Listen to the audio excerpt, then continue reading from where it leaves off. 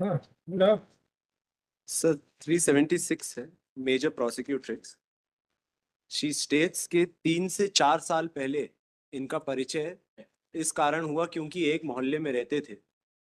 उसके बाद 8-9 महीने फोन पे बात हुई जहाँ पे हमने उनसे कहा कि हम उनसे शादी करना चाहते हैं। उसके आधार पे 2 महीने तक ये एंटिसिपेटरी बेल है? रेगुलर बेल है सर, हैं? रेगुलर बेल है सर। 2 महीने तक इनके संबंध बने। 2 महीने बाद प्रोसिक्यूट्रिक्स कहती है उन्हें पता चल गया कि मैं शादीशुदा हूँ, मेरी एक बच्चा मेरे बीवी और 2 बच्चे हैं।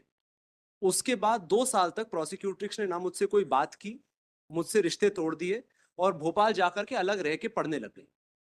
एफआईआर दर्ज होने के 2 हफ्ते पहले हमारा इनके फादर के साथ में कुछ वाद विवाद होता है, जिसके लिए प्रोसिक्यूट्रिक्स पहले वापस आती है गांव, उस बात की एनसीआर करती हैं। जब उस पर कोई कार्रवाई नहीं होती तो सीएम हेल्पलाइन में फोन लगाती हैं और फिर उसके बाद 1 जुलाई 2025 को हमारे खिलाफ उस घटना की एफआईआर लिखाती हैं कि फॉल्स प्रॉमिस ऑफ मैरिज आज से 2 साल पहले की ये घटना है। दिखाइए मैडम एफआईआर क्या है? FIR में यही है lordship, on the pretext of marriage immediate physical relationship. अभी चार्जशीट फाइल नहीं हुई है ना? Chargesheet has not been filed. लेकिन फिर भी देखें क्या मामला क्या है।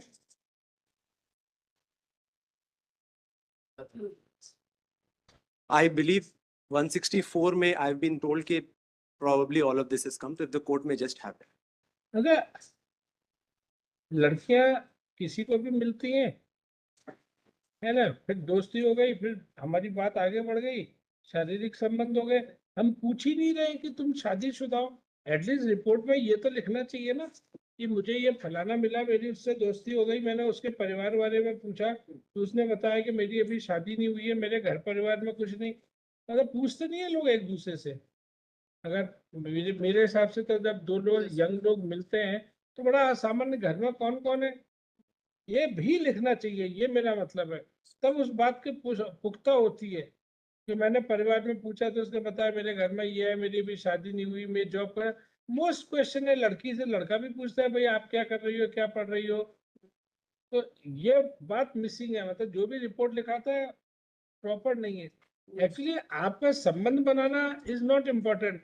आपको उसके बाद अब तू नहीं आई तो तेरा फोटो वायरल कर देंगे, ये ऑफेंस यहाँ से, कहानी यहाँ से शुरू होता है। पहले वाला तो चलो ठीक है, उसने बनाया आपको बनाया, लेकिन अब आप उसकी जागीर समझने लगे कि जब चुटकी बजाएंगे तब हमारे इशारे पर नाचो, ये गलत है। बस ये वाला पार्ट आपके आड़े आ रहा है।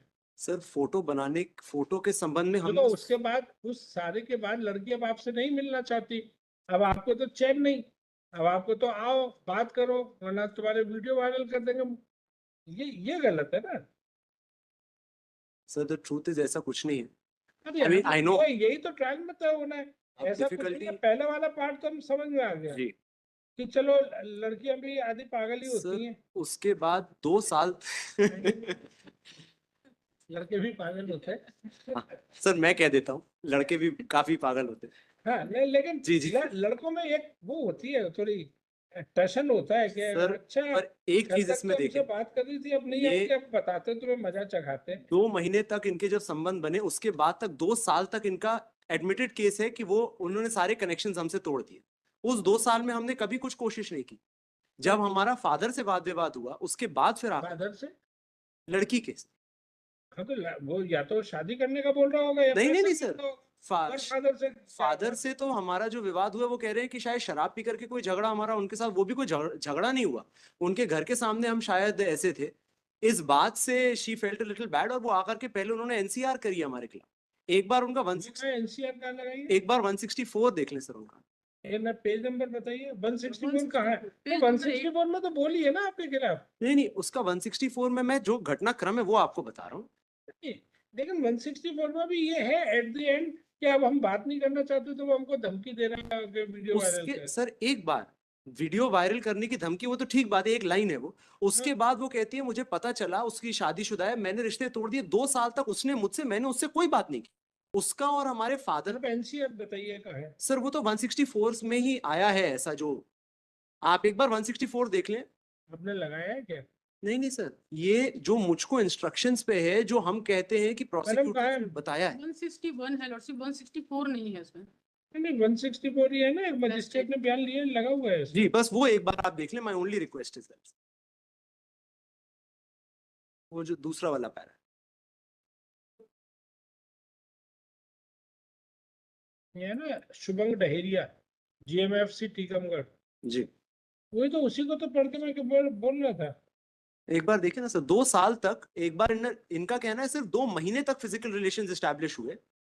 4 साल पुरानी बात है, 8 महीने फोन पे बात हुई, 2 महीने तक फिजिकल रिलेशंस एस्टैब्लिश हुए, 2-2.5 साल तक सारे रिलेशंस टूटे हुए थे। Prosecution story. मैडम इसमें मुझे NCR की कॉपी लगेगी, NCR की कॉपी क्या है, और CM हेल्पलाइन की कोई शिकायत है, इसमें देख लो, ये इनको दिखा दो सरकार, इनको वकील साहब को भी दिखा दो। इसमें लिखा है कि मैंने रिपोर्ट की तो NCR दे दी, वो NCR क्या है, भाई वो कोई मारपीट की है, एग्जैक्टली क्या है, आप देख लो, जी दिखा नहीं, दो मैडम, हमारा तो, ऐसा कुछ नहीं है। हमको तो पता ही है सर एनसीआर हुई थी क्योंकि हमको बुलाया गया था। तो एक मिनट देख तो ले भाई, जी, जी। NCR अगर सब्सिक्वेंट टू दिस इवेंट कोई NCR में होना है तो वो एग्जैक्टली इस बात का खुलासा है कि नहीं, जी जी या क्या है, या किसी मैटर में कि मेरी मोटरसाइकिल में कट मार के टक्कर मार दी, क्या है वो, तो देखना ना, बताइए। सरकारी वकील साहब उनकी मैडम की मदद करो, वो देखो NCR का है, CM हेल्पलाइन के टिकट का है। अरे वो मैडम इतनी फेंट डायरी है, इसलिए मदद करो। ये कॉल कर लेते हैं लॉर्डशिप, इसमें है नहीं, है ये कॉल कर लेते हैं। नहीं नहीं, आप एक बार सॉरी, थोड़ा पेंट है थोड़ा। एक बार ध्यान से एक एक पेज पलट लो, ऐसा नहीं हो कि सर ये सीएम हेल्पलाइन की कोई शिकायत ये लगी है, नंबर है ये 18 18 third land counsel for both the party in which it has come to the knowledge that prosecutors filed an NCR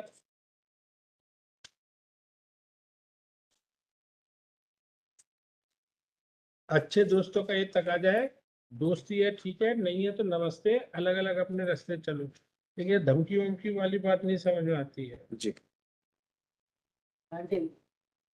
Well, in this case, the deceased person is the uncle of a girl, और uncle का ये grievance था जिसकी वजह से वो कहते हैं उन्होंने खुदकुशी की, कि राम उर्फ मंजू इस लड़की से शादी करना चाहता था और ही वॉज फॉलोइंग हर।